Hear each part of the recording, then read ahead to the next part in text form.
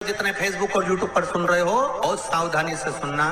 तो जिनकी यहाँ संपदा की कमी होती है, वैभव की कमी होती है, लक्ष्मी की कमी होती है, प्रतिष्ठा की कमी होती है, धन की कमी होती है, उसके लिए गुड़, चावल, लाल फूल और लाल मिर्ची के 11 दाने पानी के कलश में तांबे के लोटे में लेकर हाथ को ऊंचा कर नेत्र, नासिका, वक्षस्थल के सम्मुख में जो सूर्य नारायण को अर्घ देता है, जल चढ़ाता है, पर जो सूर्य को अर्घ रविवार के दिन दे देता है, अगले रविवार तक पैसे की आवक आना प्रारंभ हो जाता है। महापुराण की कथा कहती है, जब हम सूर्य को अर्घ देते हैं, सूर्य को जल चढ़ाते हैं, वो पानी जब पृथ्वी पर गिरता है, उसके छींटे हमारे शरीर पर लगते हैं, तो वो श्रेष्ठता का भाव निर्मित करते हैं, वो गलत नहीं हो सकती। श्री शिवाय नमस्तुभ्यम, सब बोलिए एक बार जमकर, श्री शिवाय नमस्तुभ्यम।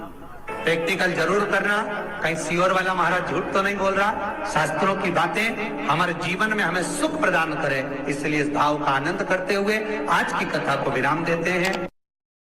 श्री शिवाय नमस्तुभ्यम। मेरे चैनल को सब्सक्राइब करें, बेल आइकन प्रेस करें, जिससे कि आपको लेटेस्ट वीडियो की नोटिफिकेशन मिल जाएगी।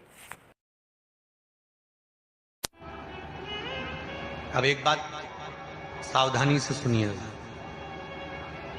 शायद शिव महापुराण के माध्यम से अभी तक ये बात सामने नहीं आई, पर शिव पंचायत कथा में आ रही है। जितने आस्था चैनल पर कथा सुन रहे हो, जितने फेसबुक और यूट्यूब पर सुन रहे हो, और जितने इस छत्तीसगढ़ की पावन धरा पर बैठकर सुन रहे हो, बहुत सावधानी से सुनना।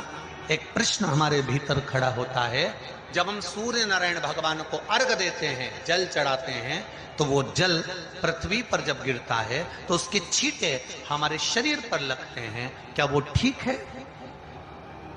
क्या वो श्रेष्ठ है? तो शिव महापुराण की कथा कहती है, जब हम सूर्य को अर्घ देते हैं, सूर्य को जल चढ़ाते हैं, वो पानी जब पृथ्वी पर गिरता है, उसके छींटे हमारे शरीर पर लगते हैं, तो वो श्रेष्ठता का भाव निर्मित करते हैं, वो गलत नहीं हो सकता। कारण अब वो भी समझ लीजिए।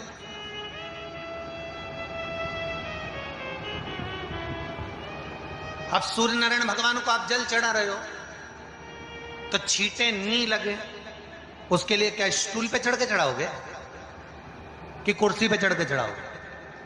अरे बोलो तो सही। अब कई लोगों के दिमाग में यह बात भरा गई कि हम भगवान को जल चढ़ाते हैं, वो हमारे शरीर में छींटे लगते हैं, जमीन पे से पानी गिरता है, वो हमारे शरीर को छींटे लगते हैं, भगवान को अच्छा नहीं लगता होगा।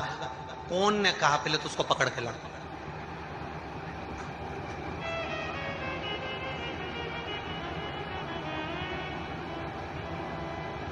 क्योंकि मेरे राम जी महाराज, मेरे भगवान कृष्ण, बड़े बड़े संत, साधु, सन्यासी, तपस्वी, साधक, उपासक जितने भी हुए, जिन्होंने सूर्य की आराधना करी, इन्होंने टेबल पे चढ़कर या कुर्सी पे चढ़कर जल नहीं चढ़ाया, इन्होंने पृथ्वी पर खड़े होकर ही, क्योंकि पृथ्वी तत्व के देव हैं शिव। जब हम मृत्यु लोक पर खड़े होकर, पृथ्वी पर खड़े होकर भगवान शंकर का भाग पृथ्वी तत्व को धारण कर कर जल को हाथ में लेकर जब समर्पित करते हैं, और जो जल नीचे गिरता है वो शरीर पर अगर लगता है, तो हमको उसका आशीर्वाद ही प्राप्त होता है, दोष नहीं लगता। पर लोगों ने इसको विपरीत कर दिया। कि कौन ने विपरीत करा? कई लोगों ने इसको विपरीत कर दिया। कौन ने विपरीत करा? तो जो दूसरे धर्म के लोग होते हैं, जिनको हिंदू धर्म से नफरत होती है, और जो हिंदू धर्म की पूजन, सेवा, अर्चना को समाप्त करना चाहते हैं, वो धीरे धीरे धीरे धीरे कहने लगे कि सूर्य को जल चढ़ाओगे तो शरीर में लगेगा, शरीर में लगेगा तो दोष लगेगा। इसको कह कहकर घर घर में सूर्य को जल चढ़ाना लोगों ने बंद कर दिया कि आप जल चढ़ाएंगे तो दोष लगेगा, शरीर पे छींटा लगेगा, शरीर को ऐसा लगेगा। ये दोष नहीं। कितनी सुंदर बात है महाराज। सूर्य नारायण भगवान को जब जल चढ़ाया जाता है, हाथ सिर से 8 इंच की दूरी पर होना चाहिए। जम के बोलिए, सिर से कितना ऊंचा होना चाहिए? 8 इंच ऊपर अपना हाथ होना चाहिए मस्तक से सूर्य को जल चढ़ाते समय। और ना चांदी का ना स्टील का, ना लोहे का, ना प्लास्टिक का, ना कांच का, ना सोने का कोई बर्तन, ना कांसे का, ना एल्युमिनियम का, ना पीतल का, केवल एक पात्र होना चाहिए, वो है तांबे का। काय का पात्र होना चाहिए? तांबे का पात्र। और सूर्य नारायण भगवान को जब 8 इंच ऊपर तुम्हारा हस्त है, और जब हम सूर्य को जल चढ़ा रहे हैं, कैसे जल चढ़ाना है वो भी समझ लीजिए। अगर कोई कैंसर का मरीज है, जिसके चेस्ट में कैंसर आ गया हो, लेफ्ट में राइट में कहीं पर कैंसर आ गया हो, या कोई गठान आ गई हो, तो महाराज आप जल चढ़ाते समय उस जल की धार को सूर्य भगवान को जब चढ़ा रहे हो, तो धार आपकी गठान की ओर जाना चाहिए, जिससे सूर्य की किरण उस जल में से आपके उस स्थान पर पड़े, उस जगह पर पड़े जहां पर गठान है। महाराज आप लगातार जल तो चढ़ाना चालू करो, अच्छे अच्छे डॉक्टर फेल हो जाएंगे और कह देंगे गठन ठीक हो गई।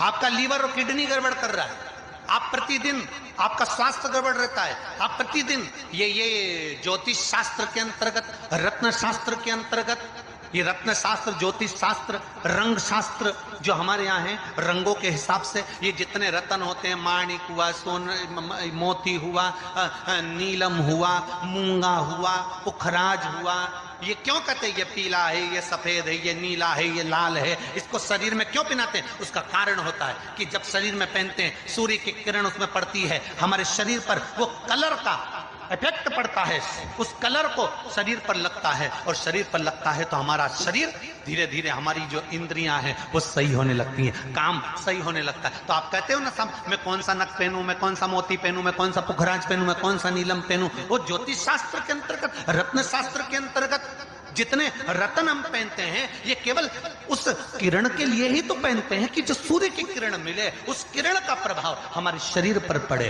तो इन सबसे अच्छा है कि सुबह शंकर भगवान का नाम लो, तांबा का लोटा में जल भरो, 8 इंच ऊपर, और सूर्य नारायण भगवान का दर्शन साधारण नहीं, जो जल तुम चढ़ा रहे हो, वो जल की जो धार आ रही है, उसमें सूर्य का दर्शन होना चाहिए, तो कैंसर की बीमारी कभी नहीं हो सकती।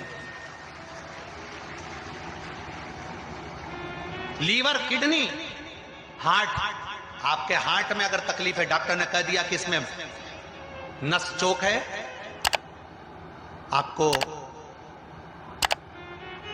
कहीं ना कहीं छल्ला डलेगा, आपको कह दिया इसमें कुछ ना कुछ प्रॉब्लम आ रही है, आप सूर्य को अर्घ देना चालू कर दो, सूर्य को जल चढ़ाना चालू कर दीजिए। आप सूर्य को जल चढ़ाओ, वो जल की जो तरंग आ रही है, वो जल जो निकल कर जा रहा है, उसकी जो किरण आपके हृदय पर, आपकी छाती पर पड़ रही है, नाड़ियों में पड़ रही है, नसों में पड़ रही है, उसका बल देखो तो शरीर 1 महीना लगातार चढ़ाओ, तो 15 दिन 20 दिन कर तो देखो।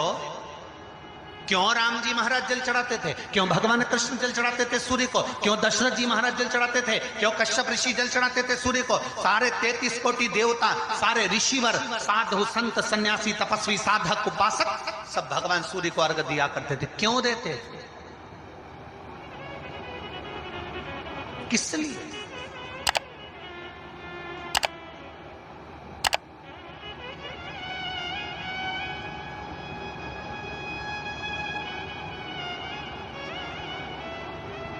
सूर्य नारायण भगवान को जल चढ़ाते समय आपके पंजों की एड़ी ऊंची नहीं होना चाहिए, ध्यान दीजिएगा।